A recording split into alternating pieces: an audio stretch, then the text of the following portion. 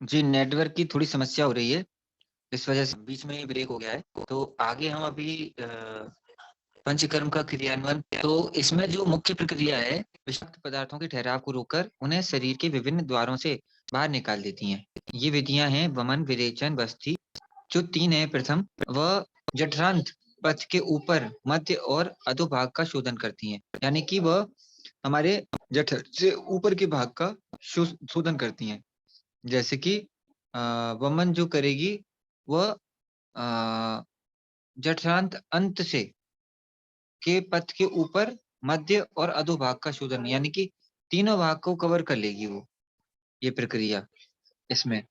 और शिरोगत बीमारियों के लिए संबंधित पंचकर्म नस्य कहलाता है। जैसे कि देखिए, वमन है तो ऊपर भाग को कर रहा है, विरेचन है तो वो नीचे के भाग को कवर कर रहा है, और अ, जो नस्य है वह वस्ती भी नीचे के भाग को कवर कर रही है, और नस्य ऊपर, कंठ से ऊपर के भाग के लिए मुख्य रूप से सिरोगत बीमारियों के लिए उसका प्रयोग किया जाता है। बहुत ही अच्छा इसका इसमें उपयोग माना गया है आयुर्वेद में। बहुत सारी बीमारियां जैसे मिर्गी है, ब्रेन हेमरेज है, बीपी है, डिप्रेशन है, बहुत सारी बीमारियों में नस्य का बहुत ही लाभ है। और शास्त्रीय पंचकर्म जो है मुख्य प्रक्रिया है जिसमें, उसमें वमन, विरेचन, वस्ती, नस्य और रक्तमोचन बोला गया है। तो वमन अतिरिक्त कफ, विरेचन अतिरिक्त पित्त, औषधीय वस्ती अतिरिक्त वात को,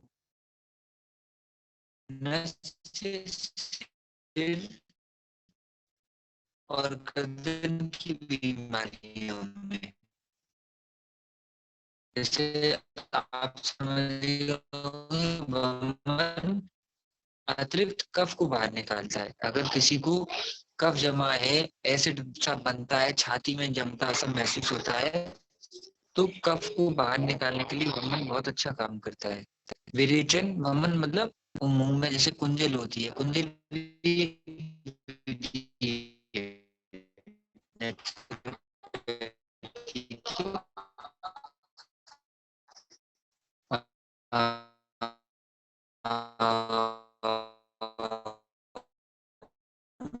वो बाहर निकालने की, उसमें बहुत सारी प्रक्रियाएं उपयोग की जाती हैं।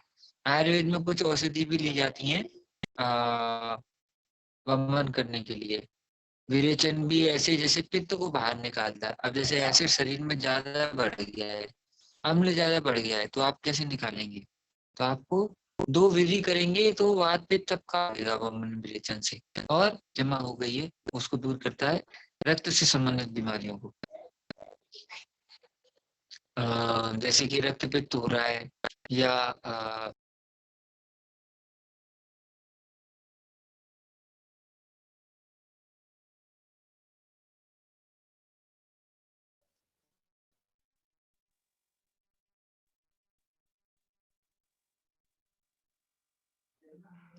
इसमें टेक्निकल एरर हो रही है, इसलिए मैं स्लाइड शेयर नहीं करता हूँ। मैं बिना स्लाइड शेयर किए आपको बताता हूँ, और आगे मैं फिर बाद में आपको स्लाइड शेयर कर दूंगा, क्योंकि स्लाइड शेयर करने पे बार बार वह एरर दे रहा है, और वो मीटिंग एक दो बार पहले खत्म भी हो चुकी है। इसलिए मैं आपको आगे से बता रहा हूँ कि अभी हमने मुख्य रूप से शास्त्रीय पंचकर्म के बारे में समझा, जिसमें वमन, विरेचन, वस्ती और नस्य और रक्त मोचन जिसके अंदर आया। अब हमने समझ लिया कि किसका क्या क्या काम है। अब जो उप प्रक्रिया है उसे केरलीय पंचकर्म कहते हैं। अब जो केरलीय पंचकर्म है उसमें मुख्य रूप से, जैसे कि किसी, यह प्रक्रिया पुरानी बीमारियों की स्थिति में प्रयोग होती थी, और किसी स्थान विशेष को लेकर ये इसका निर्धारण किया गया है, और दोषों को शाखा से कोष्ठ में लाकर शरीर के विभिन्न द्वारों द्वारा बाहर निकाला जाता है। जैसे इसमें पिंड स्वेद, सर्वांग धारा, शिरोधारा, शिरोवस्ती, लेपन और अन्य लेपन। शिरोलेपन, लेपम, एकांग, सर्वांग, इनका प्रयोग किया जाता है। इसमें इन प्रक्रियाओं में जैसे एक और विशेष प्रक्रिया होती है क्रियाकल्प, वह आंखों की देखभाल के लिए मुख्य रूप से प्रयोग की जाती है। उसमें कुछ आंखों के चारों तरफ एक प्रकार की लेप लगाया जाता है। उसमें कुछ तेल वगैरह भर के और उस औषधियों को डालकर नेत्रगत बीमारियों को दूर करने के लिए काफी महत्वपूर्ण होती है।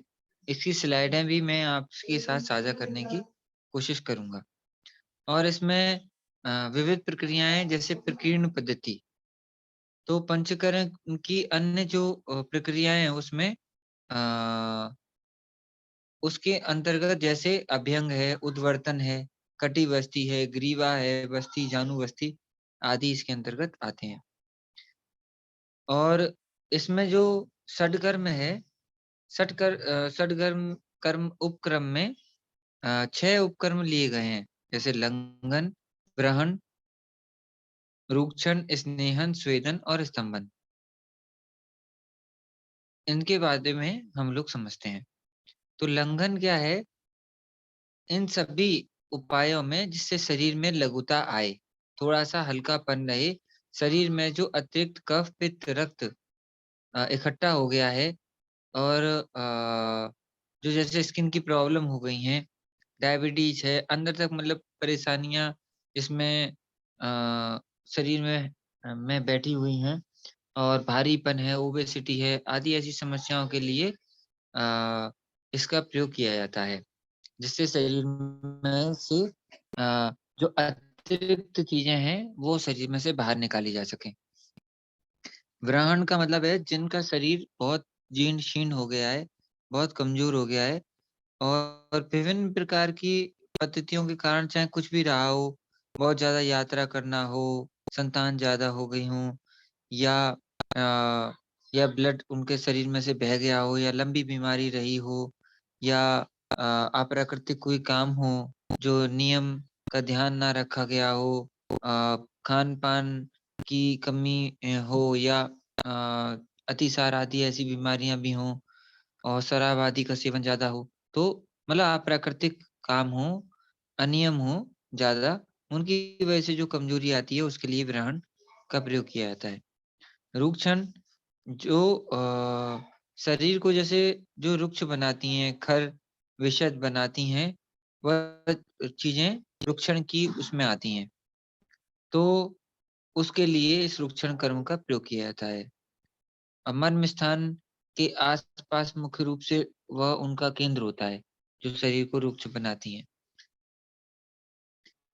स्नेहन शरीर में जैसे कि एक स्नेहन की कमी है, जैसे घुटने में ग्रीस की कमी हो गई और तो लोग कहते हैं ना ग्रीस कम हो गया है, लिक्विड कम हो गया है, कूलों में कम हो गया है, बैठने में समस्या हो रही है और आंतें भी खुश्क हो जाती हैं तो कब्ज़ की समस्या होने लगती है। तो उचित प्रकार का स्नेहन शरीर में रहे, इसके लिए स्नेहन थेरेपी, ओलिएशन थेरेपी का प्रयोग किया जाता है इसमें। तो अगला है इसमें स्वेदन। स्वेदन मतलब शरीर में से पसीना निकालना। तो पसीना निकाल के जो शारीरिक अकड़न है, भारीपन है, उसको आराम दिया जाता है और जो समय-असमय जो ठंड लगने की भी वो होती है रोग होता है, उसको भी आराम मिलता है उसमें भी।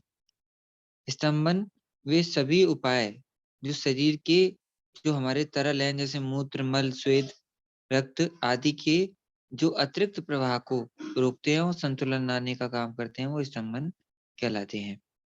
तो आप ये समझ गए होंगे षड उपक्रम का महत्व। तो षड उपक्रम न केवल पंचकर्म उपायों में बल्कि संपूर्ण चिकित्सकीय उपायों में भी एक महत्वपूर्ण पक्ष है।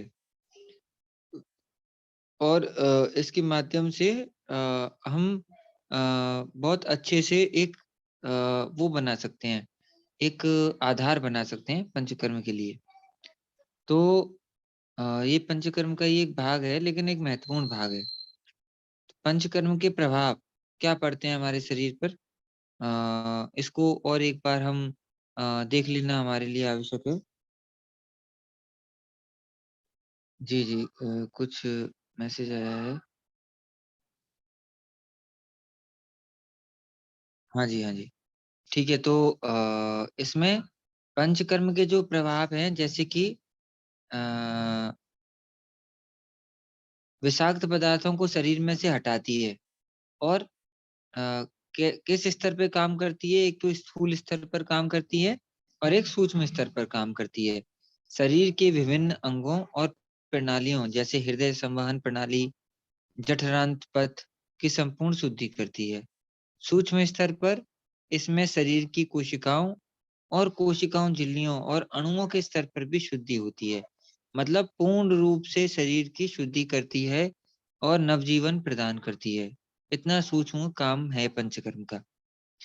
तो ये शरीर की इसके लाभ क्या हैं? ये शरीर की पाचन क्षमता को स्थूल एवं सूक्ष्म स्तर पर बढ़ाता है, नई कोशिकाओं के प्रजनन को बढ़ाता है। जैसे कोई लोग कहते हैं हमें भूख नहीं लग रही है काफ़ी समय से, तो ये स्रोतों में से गंदगी को बाहर निकाल कर उसके अंदर जो उसकी रक्त है, रक्त को शुद्ध करके और जो अतिरिक्त उसके रक्त में गड़बड़ी है उसको दूर करेंगे और उसके बाद में जो उनके अंग कमज़ोर हो गए हैं, उसके लिए प्रॉपर डाइट प्लान देंगे और अंगों को कमज़ोर करने जो हो गए हैं, उनके लिए विभिन्न प्रकार की मालिश मर्म चिकित्सा के माध्यम से और उनको ऊर्जा भी मिलेगी और आहार का भी उनको बताएँगे कि किस प्रकार का आहार लें, ताकि जो कमज़ोर उनके अंग हैं, वो दोबारा से मजबूत हो जाएँ और उचित स्राव करें और आहार में उनके रक्त में अम्ल की मात्रा ना बढ़े, इस प्रकार का भी वो प्रावधान किया जाता है और इस तरह के उन्हें और जो हो गया है, वो तो निकाल दिया जाता है और ना हो आगे के लिए ऐसी विधि भी बता दी जाती है, पंचकर्म को करने के बाद। तो व्यक्ति को सुधार की गुंजाइश ज़्यादा होने लगती है, क्योंकि उसके अंदर से अतिरिक्त चीज़ तो निकल गई और जो कमज़ोरी थी, उसका प्रावधान बता दिया गया। तो ये पंचकर्म की विशेषता है और रोगों की लड़ने की क्षमता भी पैदा होती है और सामान्य स्थिति में लाने में मदद करती है और कायाकल्प करती है, पुनरुत्थान करती है शरीर का और इसमें क्या है कि औषधीय क्षमता बढ़ जाती है। औषधीय क्षमता को बढ़ा देती है द्रव्यों की शरीर में जाकर क्योंकि शरीर इस प्रकार तैयार होने लगता है और विभिन्न प्रकार के विषाक्त पदार्थ और को शरीर से बाहर निकालने का काम इसमें पंचकर्म के माध्यम से होता है और शारीरिक प्रणालियों की सभी भौतिक प्रक्रियाएँ इसमें बढ़ जाती हैं।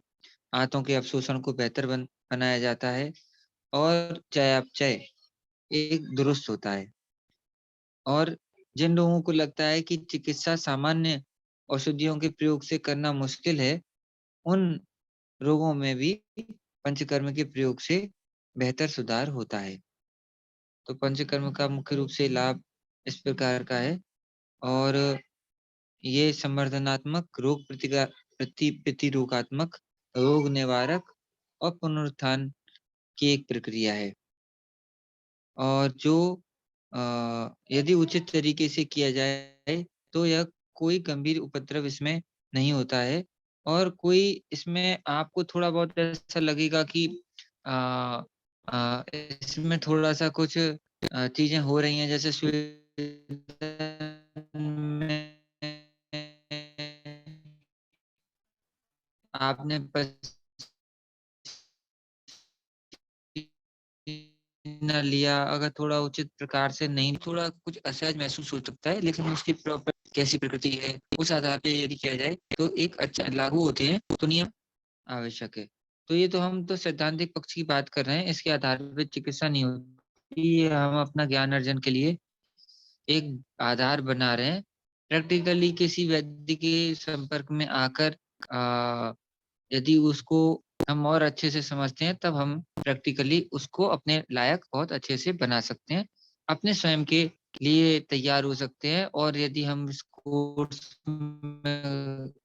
कोर्स को करना चाहते हैं तो भी फिर हम अध्ययन करके, प्रैक्टिकल करके और इसमें निपुण फिर बन सकते हैं। सभी पंचकर्म प्रक्रियाओं के लिए सामान्य नियम क्या-क्या हैं? तो उनको अच्छे से समझना चाहिए। संपूर्ण चिकित्सा के दौरान गुनगुने पानी का प्रयोग करना चाहिए, ब्रह्मचर्य का पालन करना चाहिए। और क्योंकि ठंडा पानी जो है इसमें जैसे अब जाड़े के समय में ठंडा पानी का अगर प्रयोग किया जाएगा, तो वो क्या करता है कि शरीर में भी गड़बड़ी होने लगती है। तो ये हमें ध्यान रखना है कि थोड़ा-सा इस समय गुनगुना सा पानी लिया जाए। जो पंचकर्म का उपयोग कर रहे हैं उनके लिए तो अच्छा रहेगा और शोधन कार्य भी उससे अच्छा होता है, गुनगुने पानी से। और जिनकी पित्त दोष है उनके लिए अलग से उनको थोड़ा ध्यान दे सकते हैं कि उबला हुआ पानी ठंडा करके पी सकते हैं। लेकिन फिर भी जिनको पित्त दोष नहीं है वात और कफ वालों के लिए गुनगुना पानी बहुत अच्छा है। नहीं करना चाहे ब्रह्मचर्य का पालन करने से क्या है कि संयम अगर रखेंगे तो शरीर दुर्बल नहीं होगा और शरीर में जो क्या होता है कि ज़्यादा वीर्य के नाश से भी एक शरीर में क्या है कि जो अम्ल की मात्रा है रक्त में बढ़ने लगती है और जो अंग हैं वो दुर्बल होने लगते हैं। तो इसलिए क्या है कि मन को हम अगर ये सोचेंगे कि हमें वीर्य नाश नहीं करना है, तो ऐसे वीर्य नाश नहीं रुकता है। क्योंकि यदि कोई चीज़ हमारे समाज में ऐसी एक धारणा बनी हुई है ना कि कोई चीज़ अगर हमें सुख दे रही है तो बस हम उसकी तरफ ही चलते चल लगने लग जाते हैं। तो एक इस तरह की धारणा भी आयुर्वेद बनाता है कि ब्रह्मचर्य मतलब ब्रह्म में चरण, ब्रह्म में चरना, ब्रह्म में रत रहना, ब्रह्म के भाव में। तो ब्रह्म एक ऐसी अवस्था है जो भौतिक जितनी भी सुख देने वाली अवस्थाएँ हैं, वह उसमें उनका आधार है। यानी कि ब्रह्म वो अवस्था है, वो बताता है एक कारण तत्व पे सारे नियम है कि प्रत्येक भौतिक वस्तुएँ एक सुख देने का उनका एक तरीका है। तो हमको उसी प्रकार उनको लेना है, जितनी मात्रा में वो उनका उनका नियम बना हुआ है। तो ये नियम समझने के लिए आयुर्वेद है। विभिन्न प्रकार के आप्त पुरुषों का वाणी है। तो हम ये नियम समझते हैं कि कैसे कैसे हमें अनुमान के आधार पर एक तो प्रत्यक्ष तो हम बहुत छोटे हमारी इंद्रियों का ज्ञान, लेकिन जो अनुमान के आधार पे शरीर की क्रियाएं होती हैं उनका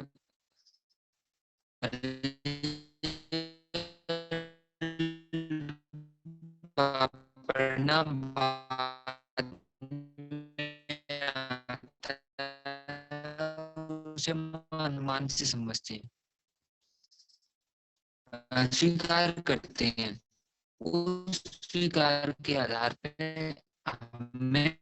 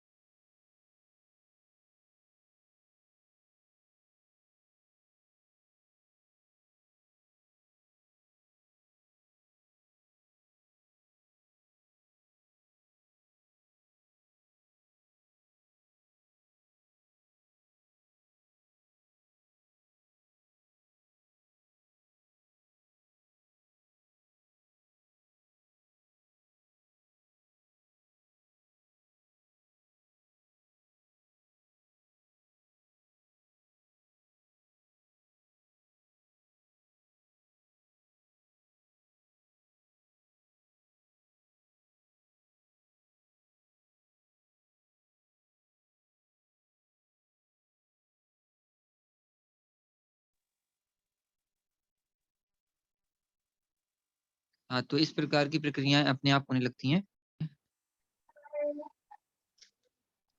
तो अब हम इसमें करेंगे कि नहीं करना चाहिए।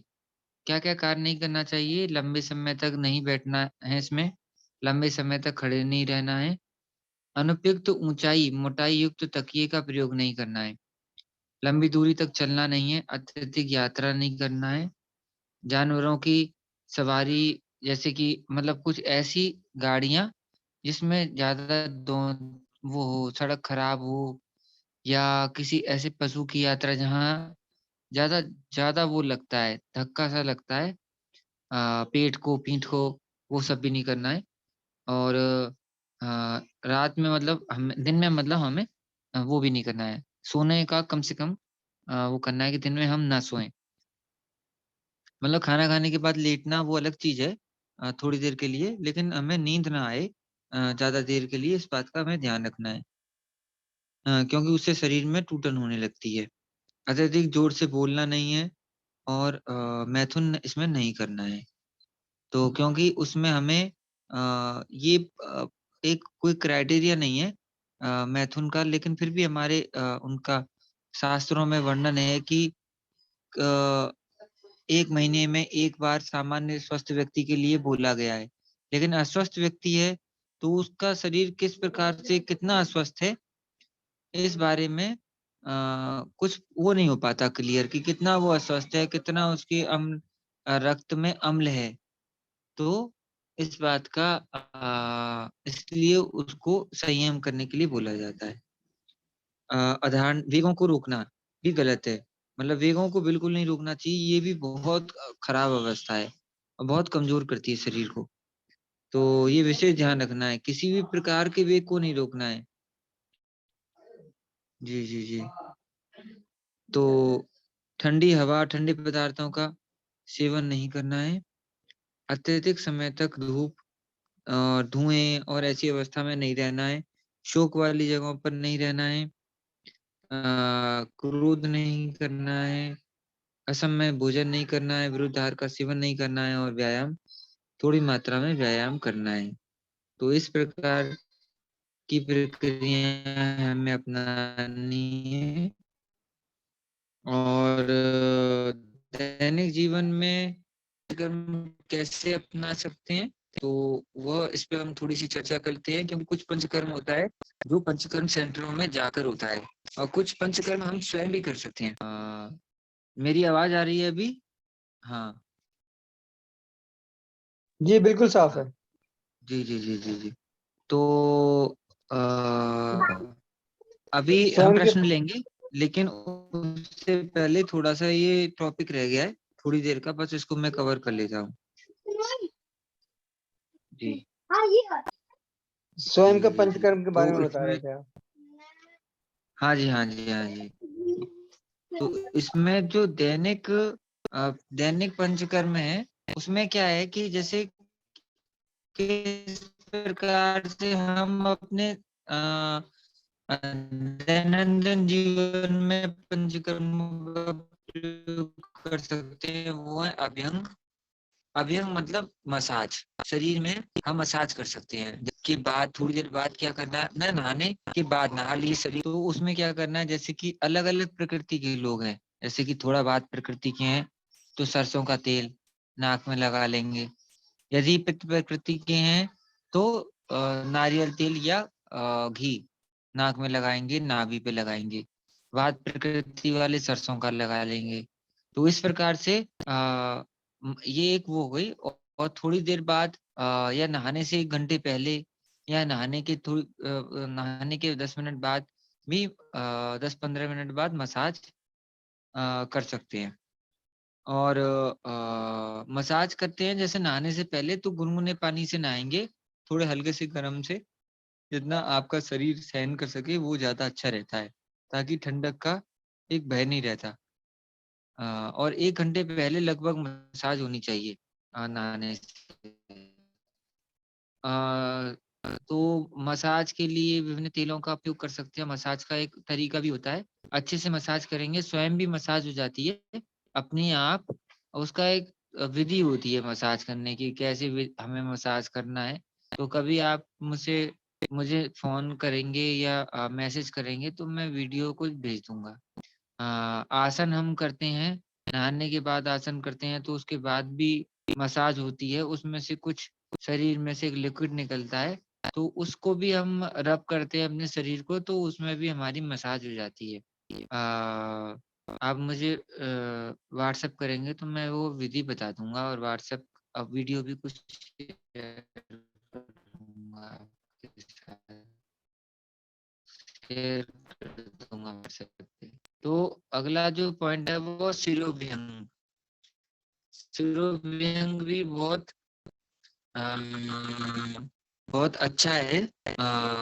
और शिरोभ्यंग में क्या होता है कि अ, बहुत अब हम मसाज करने से अ, और हमारे पॉइंट जो सिर के आसपास के हैं, गर्दन के हैं, उससे हमारी बहुत अच्छा काम इसमें हमें मिलता है और पूरा शरीर क्या होता है कि नसें हैं वो गर्दन से होके सिर में जाती हैं। तो गर्दन और सिर जब हमारी मसाज अच्छे से हो जाती है तो ब्लॉकेज हट जाते हैं वहाँ से।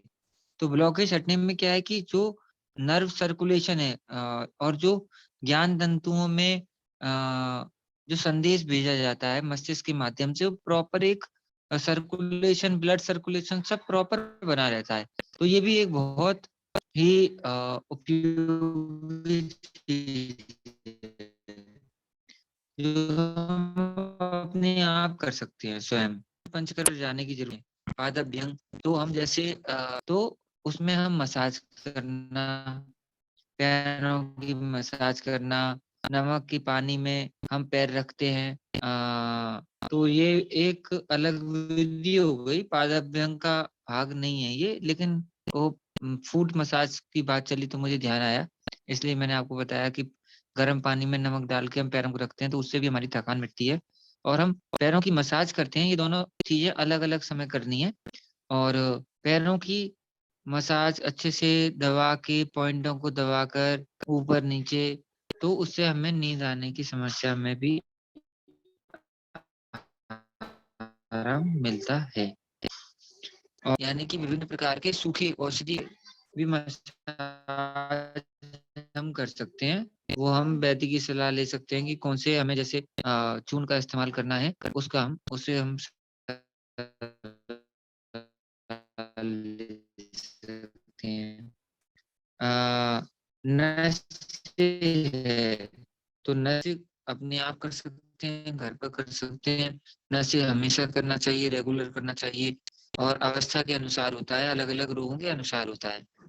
किस-किस नशे होता है, लेकिन सामान्य व्यक्ति पंचगव्य घी का प्रयोग कर सकता है, सरसों का तेल का प्रयोग कर सकता है साधारण स्वस्थ व्यक्ति और अणु तेल और षड़बिंदु तेल जो थोड़े रोग की अवस्था में प्रयोग किए जाते हैं। और विभिन्न प्रकार के जैसे औषधि युक्त भी रोगों की अवस्था में किए जाते हैं।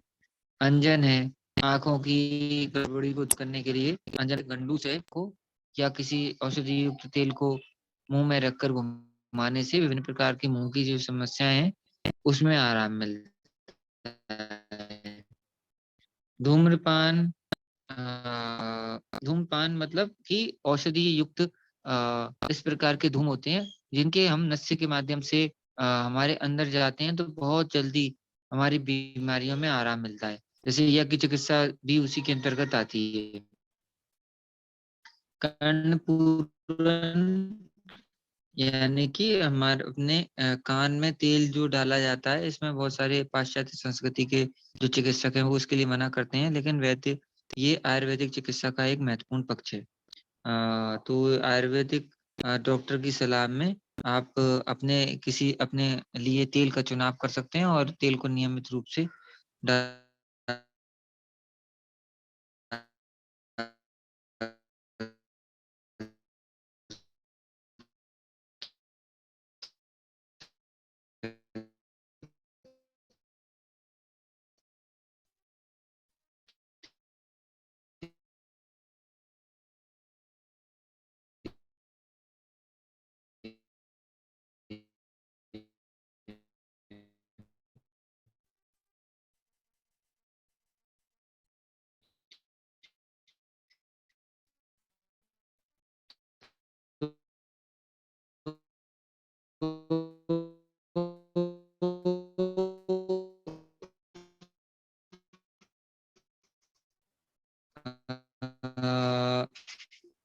इस प्रकार से पंचकर्म है विषाक्त पदार्थों को बाहर निकालता है, शकों की मरम्मत करता है, असमय बुढ़ापा आने और औषधियों के लिए एक एक माहौल पैदा करता है ताकि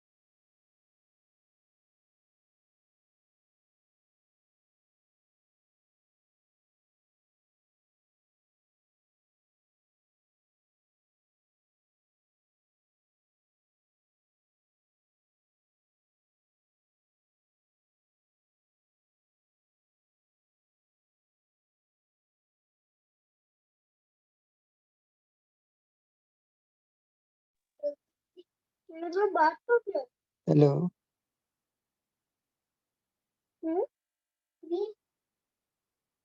लोकेश जी, आपकी आवाज बिल्कुल नहीं आ रही है।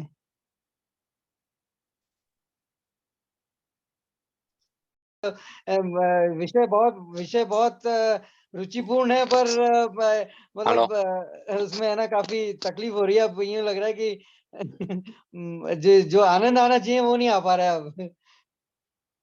नेटवर्क का इशू आ रहा है। जी, तो आप इस चीज को क्या कैसे शेयर कर पाएंगे हम हमारे साथ? हाँ, ऐसा है, मैं आपको वो तो पीडीएफ तो मैं आपको स्लाइड्स शेयर और कर ये सब। दूंगा।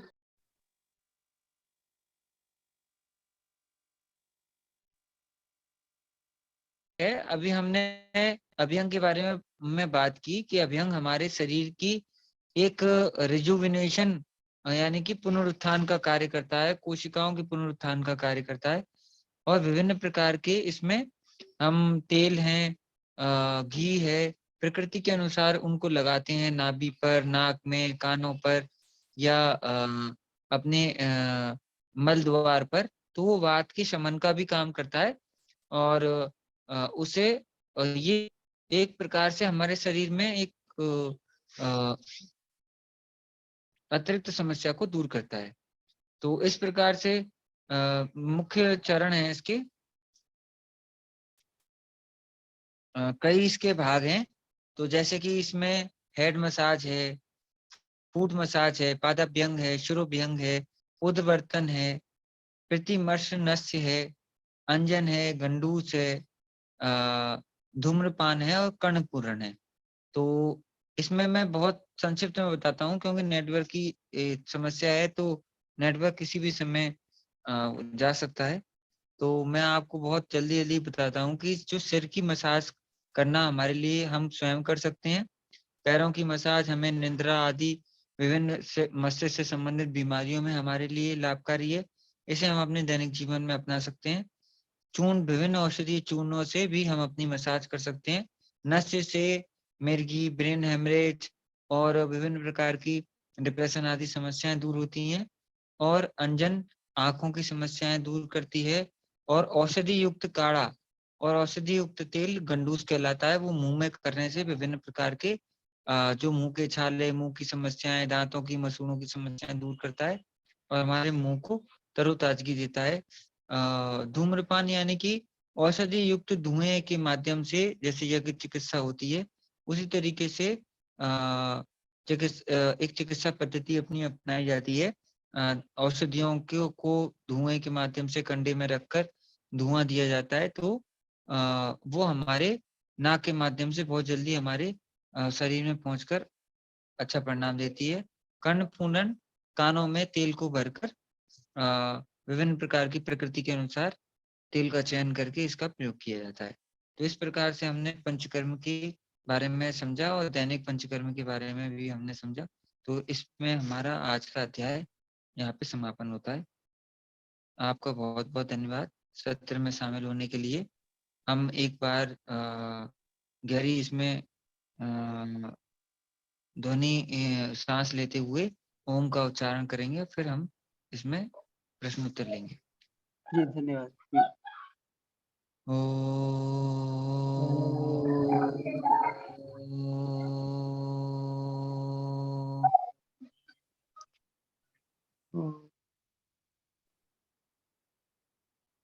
जी। भैया आप कुछ लिख रहे थे चैट में, वो नेटवर्क की प्रॉब्लम की वजह से क्या है कि वो बार-बार मैं वहाँ से हट गया वो। तो आपके क्या प्रश्न थे आप